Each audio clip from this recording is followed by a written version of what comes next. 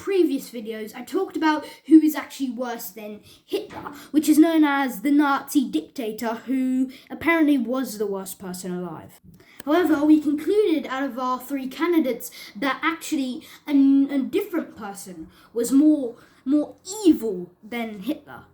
And it, of course, was Leopold II, crowned, of course, the ruthless leader of Belgium. And Belgium, as of today, kind of just seems like a road bump, or like a speed bump for like probably some country in the near future if World War III ever happens. And when we're talking about military size, it doesn't have the biggest army. I mean, it still has an army, but it's not actually the biggest army ever to exist. And plus, the main only thing is kind of just the EU and stuff, as like headquarters and stuff. But back then, when Leopold II's hold, it didn't just have just a bit of Belgium in Europe, it had a whole country in the middle of Africa. And of course, that country had to be the single biggest country in all of Africa. And this was during the scramble for Africa, which was when the European colonizers came down and was like, hey, we should gain more land and make our empires to grow strong for the Commonwealth, or country. And they started colonizing more land. However, during that time, when the Leopold II had conquered all of the DRC, or the Democratic Republic of the Congo, most of the other European nations kind of just conquered coastal bits, if you know what I mean. They conquered countries which mostly had a lot of sea access for navy and trade and cargo. And then just big old Belgium came around and literally just blew everyone's mind away. And Leopold II, being the evil leader that he was, called it the Free State of the Congo.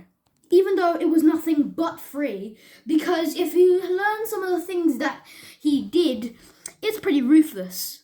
And we're basically going to be talking about how bad Leopold II really is, which is going to be the title of this video. You see, Leopold was no ordinary man. He was proper, ruthless. Adolf Hitler had some sort of mental illness, not mental illness, had some sort of condition which probably made him into the dictator we know as today. But some people suspect that Leopold II was just, in general, didn't have any sort of, mental trauma or something. It was just he wanted to see people killed. And if you look at America today, as in the US, you see there's a lot of racism. Yeah, that comes nowhere near as close when it comes to Belgium and Leopold II's rule. You see, in the Democratic Republic of the Congo, most of the people there were black-skinned, and they were getting whipped to death. And I mean, they got the worst of the tortures. It may not have been as bad as some of the medieval times, but come on, man, being whipped or literally hands were severed with knives and sharpened daggers. That's definitely anything but innocent. And the people who were trying to whip these blacks were white, proper white skinned, like my t-shirt. Not my tie, but my t-shirt. And that's what I call none other than racist. That is racist. Okay, but for real though, let's talk about some of the torture methods that Leopold actually wanted to happen. Like I already know, the famous one is people would be tied up to a wooden board, kind of, and to stand, and some guy would have a sharpened dagger or knife that was proper sharpened so it could cut through the thickness of your skin and muscles and cut around the bone and the ligaments, joints. He'd literally use it and slash off the hands.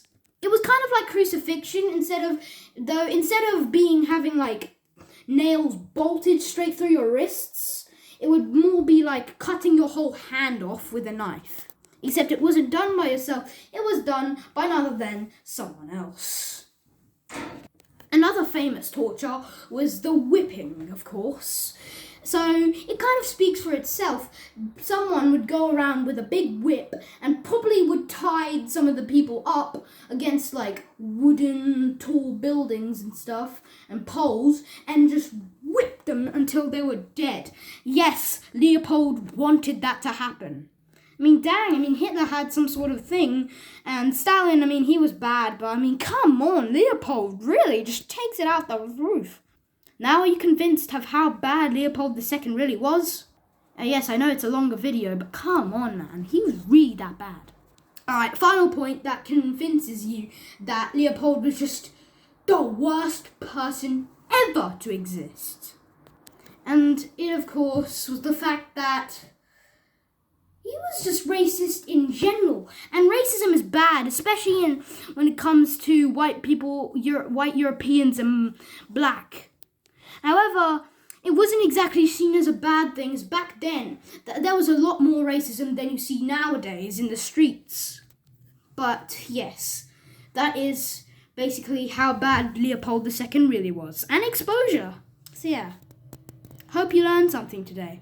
And yes, my brother was in the last video. Alright, bye.